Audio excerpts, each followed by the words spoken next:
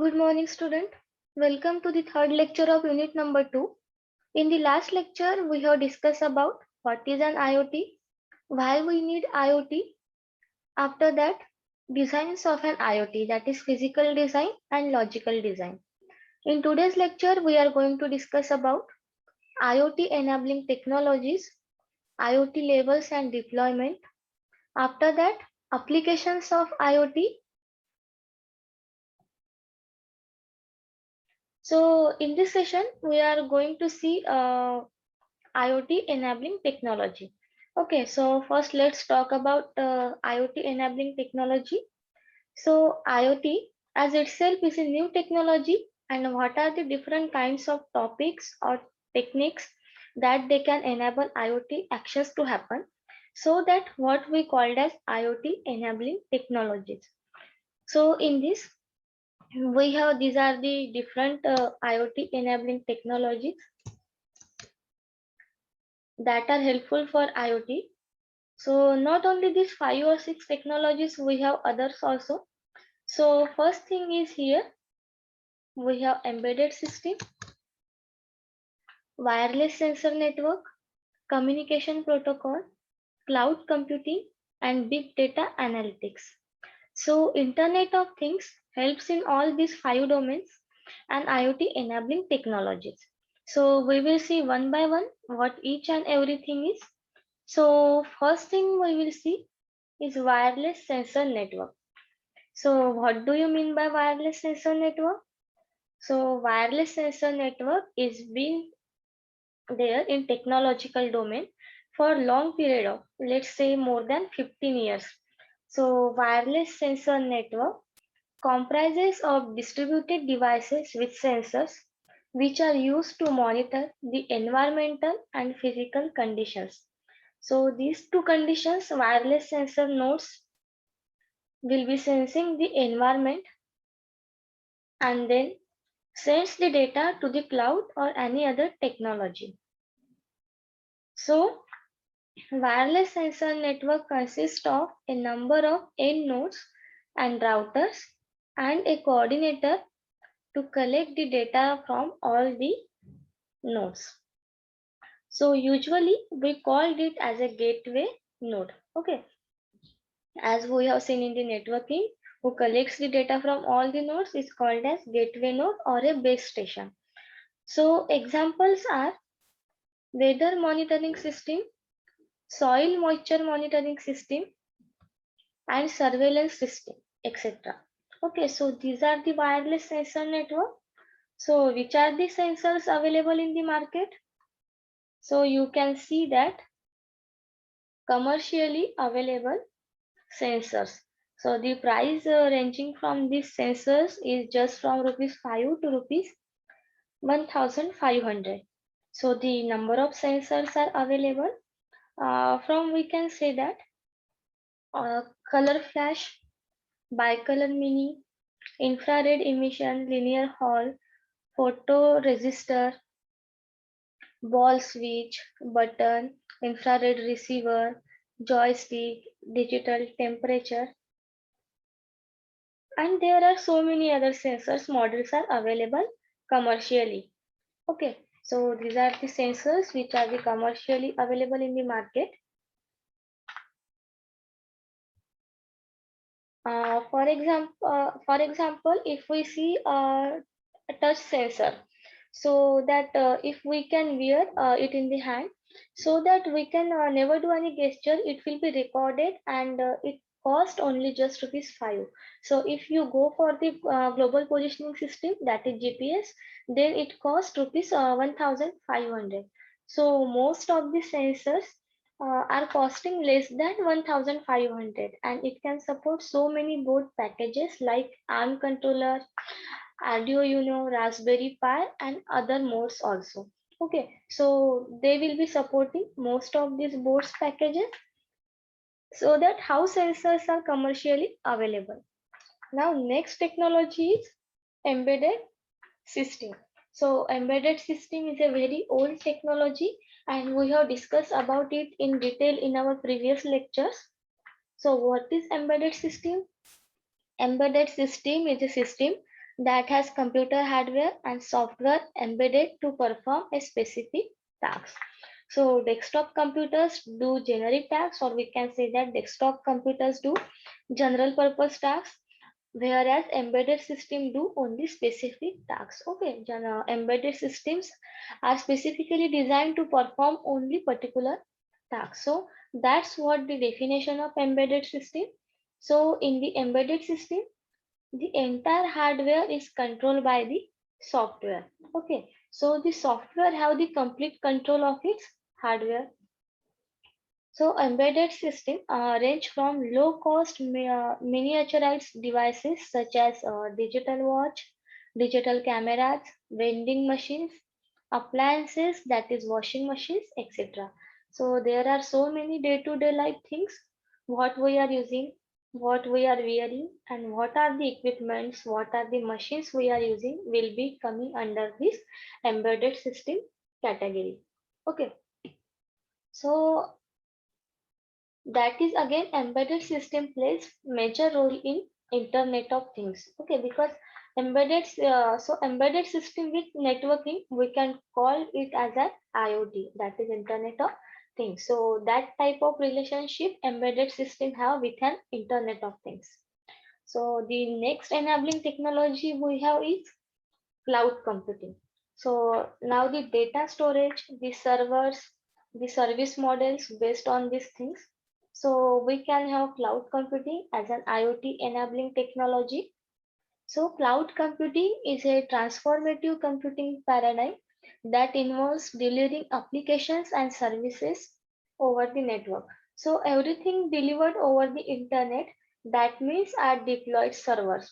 So we just give the service request if any client is asking for the services. So everything is done with virtual machine rather than having physical servers attached to everywhere. That how cloud computing plays a major role. Now next point is that cloud computing involves provisioning of computing, networking, and storage resources on demand, and providing these resources as metered service to the users in a pay as you go model. So this model, that is pay as you go model, as long as you have a limited number of users, you can pay less. But once your number of users are getting accumulated, you can pay according to the users. Okay, so what you can say from the server resources, whether it could be networking, or it could be switches, or computing, or processing powers, or it could be storage. So you can pay as go model. So it offers different services like infrastructure as a service, platform as a service, and software as a service. So one example is, if you don't want to have a data center, so you want to access data completely from the cloud. And that means you need router, you need switches, you need firewall, plus computing resources, processor, plus memory, etc. Okay, so if you want everything from the cloud, then you should go for the infrastructure as a service. Okay, if you want everything from the cloud, then you should go for the infrastructure as a service. Okay, then what is platform as a service? Platform as a service means complete platform that you want to have, like Linux plus some software applications plus memory plus processing power, etc. So in this case, I can get complete platform as a service software. Okay, means you can get only the software as a service. That is platform as a service. Now finally, we have software as a service means you can get only the software as a service, and platform as a service means you can get complete platform like Linux plus some software applications. And after that, finally, we have big data analytics as our next IoT enabling technology. So as the name suggests, the big data, here data is big. Okay, that's why the name is big data. So there are two concepts that small data makes a very huge amount of data. For example, one file or one entity can have a very big size. Okay, so big data is a collection of data sets whose velocity or variety is so large and that is difficult to store, manage, process and analyze the data using traditional databases and data processing tools. As we know that every day Facebook generates a huge amount of data. Okay, that means small amount of data, your small comments, your small posts, likes generates a huge amount of data at the end of the day. Okay, again YouTube is a data, Telegram data, Instagram is a data. So in this case, it is very difficult to store, manage, process and analyze such huge amount of data generated every day by using traditional databases and the traditional data processing tools. Okay, so it might so using existing tools and database, it might not be possible. So we need more processing powers and we need more computing power resources. Okay, and that's how this big data plays a major role. So one example is weather monitoring station, machine sensor data from the industrial systems, health and fitness data. Again, huge amount of data is generated in healthcare area also, location and tracking systems, etc. Okay, so this is all about the IoT enabling technologies. Okay, so we have seen 5 enabling technologies: embedded system, wireless sensor network, communication protocol. We have discussed in the last lecture, that is in the physical design of IoT, then cloud computing and big data analytics. Okay, now let's discuss about the IoT levels and deployments. So IoT system comprises of following workings, that is device, resources, controller service, database, web service, analysis component and application. So every IoT system will have IoT devices. Every IoT system will have various resources, then controller services.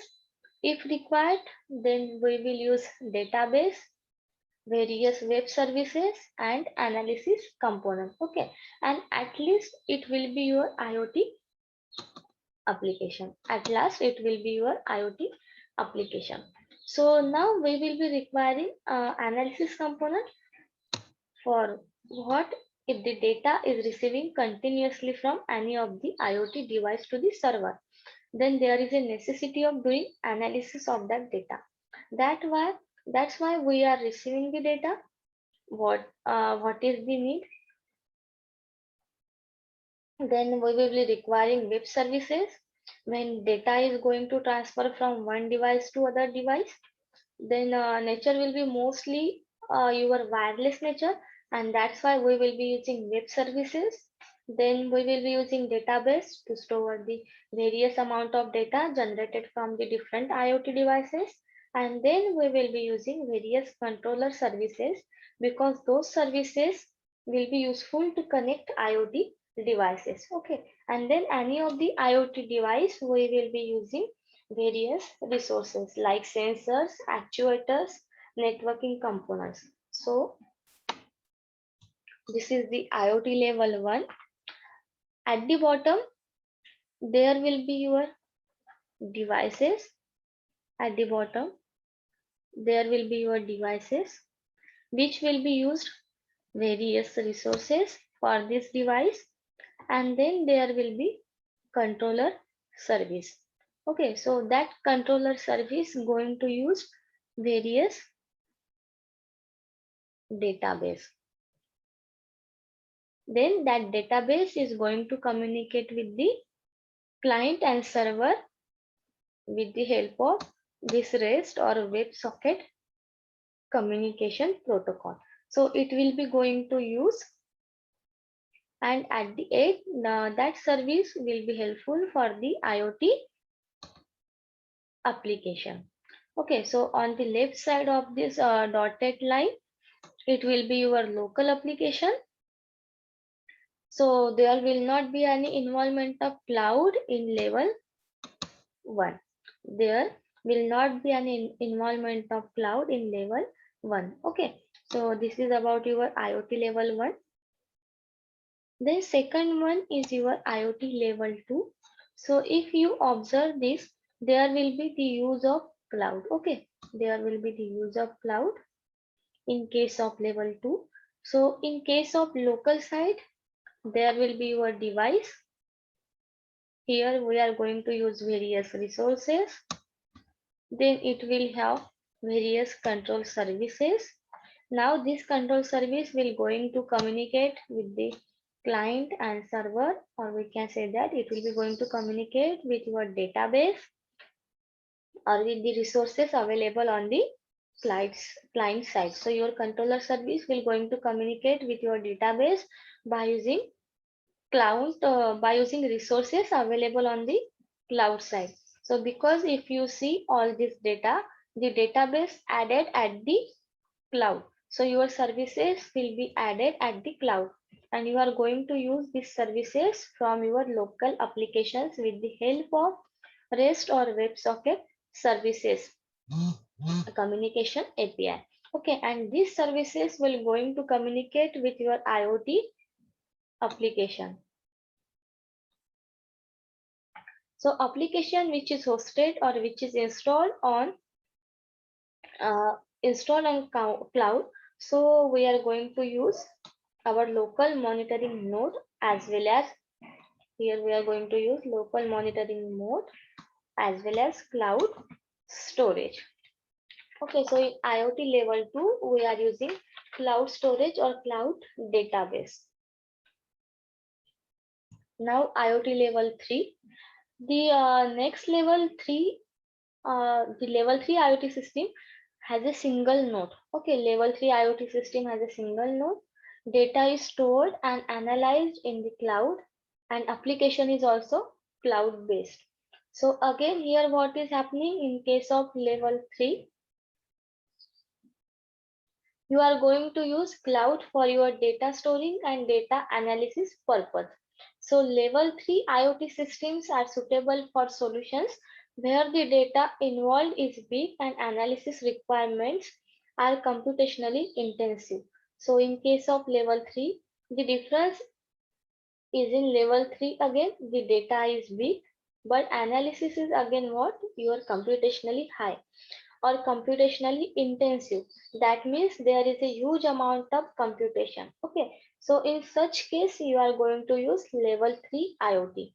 It means that, okay, look here, IoT level 2 and IoT level 3 looks like similar, but difference is that here we are using only cloud storage and here we are using cloud storage and analysis, because here is huge data, here is also huge data, but difference is that at level 3 you have to do high computations or large number of computations. Okay, that is the difference between level 2 and level 3. It means that जहाँ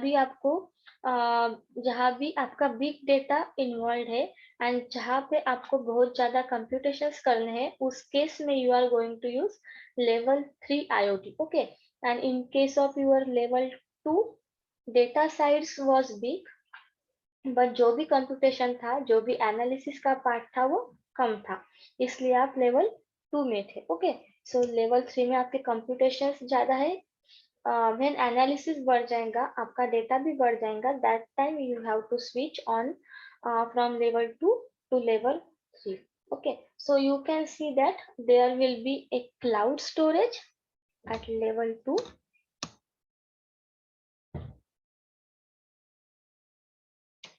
and analysis done on cloud side at level 3. Okay, now next one will be your what level? Level number 4.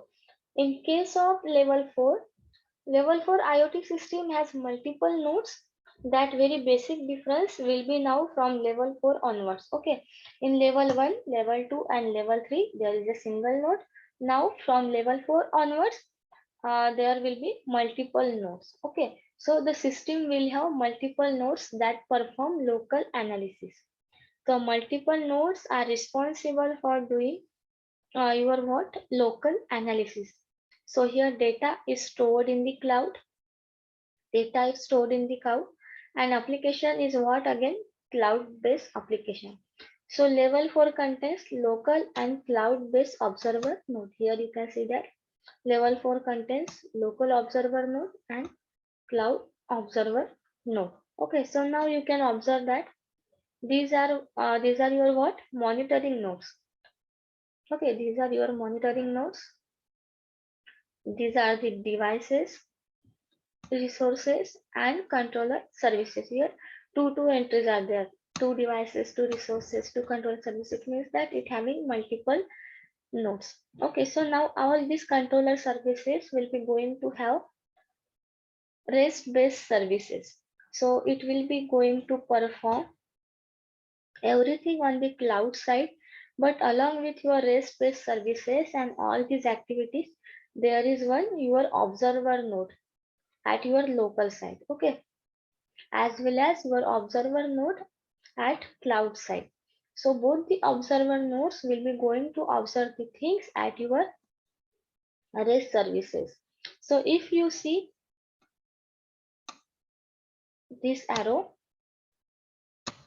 both the observer are pointing to, if you see this arrow, both the observer are pointing to REST services, because these REST services are centrally for your cloud and for your application, for your analysis, as well as for your database. So that's why your observer nodes from your local as well as observer node from your cloud will going to observe each and every activity of your applications resides from the cloud. So that's why these observer nodes plays very important role in level 4 IoT system. Then this is one is IoT level 5. Now here you can see that multiple end nodes. Here are multiple end nodes. Here is observer node. Here again observer node at local site, observer node at cloud site. Application is there. IoT intelligence device is there.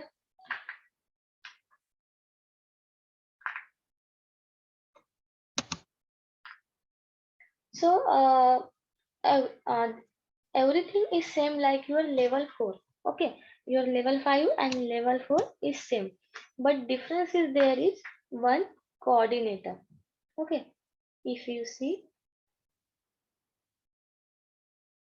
there is one coordinator for all end nodes. Okay, you can see that here is no coordinator, but at level 5 there is a coordinator for multiple end nodes. Okay, so all end nodes will going to communicate to the cloud through the coordinator only. So if you have 5 end nodes, all the 5 end nodes will going to communicate to the cloud through the coordinator only. So one layer is here, that the coordinator there for the communication purpose. Okay, so this is the only difference between level 4 and level 5. Now the next is your level 6. Level 6 of IoT system. So if you observe this, the structure of IoT level 5 and IoT level 6 is similar. Okay, now here you can see that IoT level 5 and IoT level 6 is similar. Only one centralized controller is added in case of level 6. Okay, difference is that only one centralized controller is added in level 6. Okay, you can see that here is no centralized controller. So centralized controller is added at level 6. So if you remove this centralized controller, then it will become your level 5. Okay, now only the thing added is centralized controller. So you can see that there is a coordinator like level 5. There is a application. There is a observer node at local level and at local side and at cloud side also. Observer node, everything is similar to level 5 except your centralized controller. Okay, so at level 6 IoT system has multiple independent end nodes that perform sensing and or actuation and sends data to the cloud. Okay, so data is stored in the cloud and application is cloud based. The analytics component analyzes the data and stores the result in the cloud database. So the results are visualized with the cloud-based application. Now next is, this is about the IoT levels and deployment. Here we have seen 5 levels. Level number 1, here single end node is used and there is no involvement of cloud. In level 2, again we are using single node, but here is the involvement of cloud. Then we have seen level number 3, single node, involvement of cloud, but difference between level 2 and level 3 is that here data is big, but computations are less. At level 3, data is big, but computations are very high. Okay, so when we have large number of computations and high computations, that time we will go for the level number 3. Okay, now from level number 4 onwards, there is involvement of multiple nodes. Okay, then level 5, there is a coordinator between multiple nodes and cloud.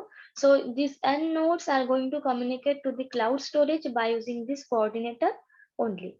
Then level number 6, again level 5 and level 6 are similar, but difference is that there is a one centralized controller between controller services and REST-based services. Okay, this is the single difference between level 5 and level 6. Now next is IoT issues and challenges in Internet of Things. Okay, so the challenges available in front of us in the Internet of Things. So the first challenge is all about the security and personal safety. So security first is for the data, because we are sending our data, we are receiving our data, and we did not have any control over who is monitoring us. So privacy and security of data is really in threat. Okay. And the second side of it is that personal safety. So who is working on IoT, who is using IoT components, let's say everyone is using IoT component, because everyone is using computer, everyone is using laptop, everyone is using mobile phone. Okay, so it means that we can say that each and everyone is using IoT components. So are they safe? Because we are the part of lots of Internet of Things, and we have lots of components and equipments connected to us. So are they really safe for us to use? So are we safe? So I cannot answer these questions as, or I cannot answer this question as no. So there are lots of questions are running into this area. So this is called as a challenge. So security and personal safety is one of the challenge or one of the issue in Internet of Things. Second, there is no privacy. So here I could say, because you are continuously monitoring, so you are not having any privacy at all. And without your permission, you can be tracked as where you are, what are you doing, what kinds of environment you are sitting in. So 24/7 you are monitored. So privacy is really a very heavy challenge in front of IoT. Okay. So this is the second challenge in IoT, that is privacy issue. Because you could be tracked, you could be monitored by anyone as you are connected 24/7 in the internet. Okay. So you could be tracked without your permission in place. So the next challenge is data extraction from complex environments. So it is a third challenge that we are really looking into. So what do you mean by data extraction from complex environments? So challenge is that quality of data cannot be extracted continuously from huge data bank in all environment. Why? Because as I told you, Facebook is data, YouTube is data, Telegram, Instagram, Twitter, everyone is data. Okay, it means that we are collecting huge amount of data every second. Okay, so it is not possible to extract continuously quality of data from this huge data bank from all the environments. So for an instance, how to sense information from the complex environment, or how to measure the data from the complex environment. So for an instance, how to sense the data, how to sense the temperature, how to measure the humidity during transport from transportation vehicles. Okay, so it is a another big challenge in front of Internet of Things to extract quality of data from the huge data bank or from the complex environment. Now the next is connectivity. Uh, right, without an connectivity, nothing will happen. So when there is no connectivity or when there is a poor connectivity, the Internet of Things will comes to the failure. It will fail. So connectivity is very important. So, because the Internet of Things is a collection of devices that are operates by electrical means or that are connected through the internet. So, if there is no connectivity or poor connectivity, obviously your IoT network will fail.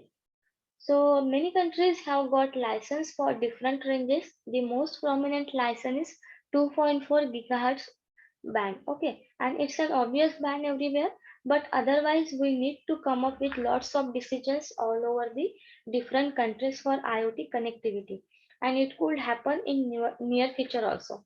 So the range is still a problem in Internet of Things. That is our fourth challenge, that is connectivity. Now challenge 5 is power requirements. So all the IoT devices are powered by battery. 90% devices are powered by battery, or we can say that 95% are battery powered. So how long does it withstand the charge? How long are the batteries going to live? We have recharging abilities. Are they will stand for 3 to 4 years? So how do we really go with a green methods of charging the equipment? So for power supplies, okay, so this is a serious challenge. So we are running out of power everywhere, and we need to rely more on natural power resources. Okay, so we need to find out some natural power resources for our equipment. This is the fifth challenge, that is power requirement. And finally, there are other challenge also. But last, there is a complexity involved. Is IoT easy? Is IoT easy to use? Because I'm telling you right from the beginning that IoT involves lots of techniques, IoT involves lots of devices, lots of technologies, protocols, and domains. So it is not easy to use. It needs some expertise, it needs teamwork. So it is a challenge for you to build a product, that is IoT product. So you need support from many other engineers and many other experts to solve your problem, or we can say that to to help you out for building your IoT product. Okay, so IoT is not easy to use because it involves lots of technologies, techniques, protocols, and domains. It also requires some expertise. It also requires some support to build your IoT product. So IoT applications, as we have already discussed in the previous lectures, so which are the major areas where we use IoT? In the previous lecture, we have discussed which are the major areas where we use IoT. So we have discussed about smart homes, where automatic lights, temperature management, uh, and your some IoT equipments are available in your homes. Okay, that is called as smart homes. We also see that IoT used in industrial areas also, IoT used in the educational areas also. That is augmented reality to teach student in a new way is one of the latest example of IoT applications. We use IoT in healthcare areas also. That is doctor patient monitoring system, then smart cities, smart grids, smart farming, that is smart tractors, and data analysis. We use methods for the analysis of soil. Okay, so these are the application areas and use cases of the IoT. Okay. Also, we use IoT in share markets, stock markets, smart retail markets. Okay, so these are the applications of the IoT. After that, let's talk about the IoT devices and its features. Okay, so there are some IoT devices like Arduino, Raspberry Pi, Node microcontroller unit. So we will see one by one. So first, let's talk about the Arduino. So Arduino is a sensor. We can say that it is just a sensor. So Arduino is a microcontroller based open source electronic prototyping board which can be programmed with an easy to use Arduino IDE, that is integrated development environment. So Arduino consists of both a physical programmable circuit board and piece of software or integrated development environment. So the Arduino uses IDE, uses a simplified version of C++, making it easier to learn. So Arduino is basically depends on the C++. So the Uno is one of the most popular board in the Arduino family and a great choice for beginners. So in this video, we will talk about what's on it and what it can do. Okay, so then let's talk about the major components of the Arduino Uno board. So the major components are as follows. First one is the USB connector, power port, microcontroller, analog input pins, digital pins, reset switch, crystal oscillator, USB interface chip, then TX, RX, LEDs. Okay, so these are the major components of the Arduino board. Then let's see the features of Arduino. So the operating voltage, as I told you that Arduino is a microcontroller based open source electronic board. So its operating voltage is 5 volt. The recommended input voltage for Arduino will range from 7 volt to 12 volt. Okay, but operating voltage is 5 volt. Then the input voltage ranges from 6 volt to 20 volt. Digital input or output pins are 40. There are 14 digital input and output pins available on your Arduino board. Analog input pins are 6. Digital input and output pins are 14, but analog input pins are 6. Then direct current, DC current for each input and output pin is 40 milliampere and DC current for 3.3 volt pin is 50 milliampere. So these are the features of the Arduino microcontroller board. If you ask about the what is Arduino and what are the features of Arduino, that time you have to write this, that is what is Arduino, then which are the major components of the Arduino board and what are the features of Arduino. Okay. Then the next IoT component, IoT device is Raspberry Pi. So Raspberry Pi is one of the smallest and cheapest computer. So it is capable of doing everything you could expect a desktop computer to do. So from browsing the internet, playing high definition videos, to make spreadsheets, word processing, and playing games. So these all things or these all tasks are performed by the Raspberry Pi also. So it is one of the smallest and cheapest computer. Raspberry Pi is a low cost credit card size computer that plugs into computer monitor or that plugs into TV and uses a standard keyboard and mouse. So it is a capable little device that enables people of all the ages to explore computing and to learn how to program in language like Scratch and Python. Okay, so this is all about the Raspberry Pi. Then what are the features of Raspberry Pi? It uses quad-core 1.2 GHz Broadcom BCM2837 64-bit processor. It uses 1 GB RAM. It uses wireless LAN and Bluetooth low energy BLE on board. It has 100 base Ethernet 40 pin extended GPIO. It has 4 USB 2 ports. It has 4-pole stereo output and composite video port, and it has full size HDMI. Okay, so these are the features of Raspberry Pi. So if you again ask about the Raspberry Pi and its feature, that time you have to write this answer, what is Raspberry Pi, and then these are the features of the Raspberry Pi. After that, the another device of IoT is Node microcontroller unit. So this Node microcontroller unit, in short, which is called as Node MCU, is an open source software and hardware development environment built around an inexpensive system on a chip, that's SoC, called the ESP8266. So however, as a chip, the ESP8266 is also hard to access and use. So you also have to program it in a low level machine instructions that can be interpreted by the cheap hardware. So the node microcontroller unit is hard to access and it is also hard to use, and it is we have to program it in low level machine language that can be interpreted by the cheap hardware. Okay, so this is about the IoT devices and its features. So we have discussed three devices: Arduino, Raspberry Pi, Node microcontroller unit. Okay, so in this lecture we have discussed about IoT enabling technologies. So we have discussed about 5 technologies, that is embedded system, wireless sensor network, communication protocol, cloud computing, and big data analytics. After that, we have discussed about IoT levels and deployments. So there are 6 levels, that is level 1. There is no involvement of cloud. Level 2, there is involvement of cloud, but computations are less. Level 3, involvement of cloud, data is big and computations are also big.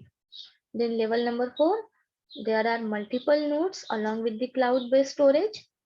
At level 5, there is a coordinator between the multiple end nodes and cloud storage. So coordinator is used for the communication between end nodes and the cloud storage, and it also does analysis of the data. Then level number 6, there is a centralized controller between controller services and REST-based services. Okay, so the observer nodes from the both local side and cloud sides are connected to your centralized controller. After that, we have seen challenges. First one is security and personal safety challenge.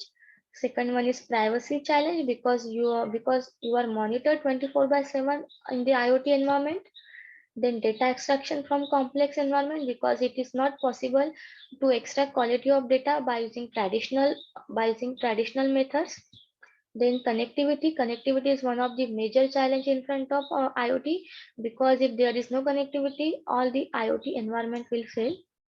Then power requirements, here we have to need to find out some some natural resources for recharging your equipments, because all our equipments are battery powered and which are no longer to exist. Okay, which are not able to withstand for 3 to 4 years or more than that.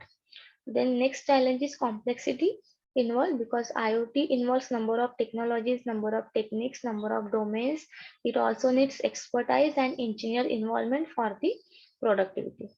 After that, we have discussed about IoT applications. There are a number of areas where we use IoT, that is smart homes, smart grid, smart city, smart farming, healthcare, education, and market also. After that, IoT devices and its features. Okay, so this is all about the your Internet of Things.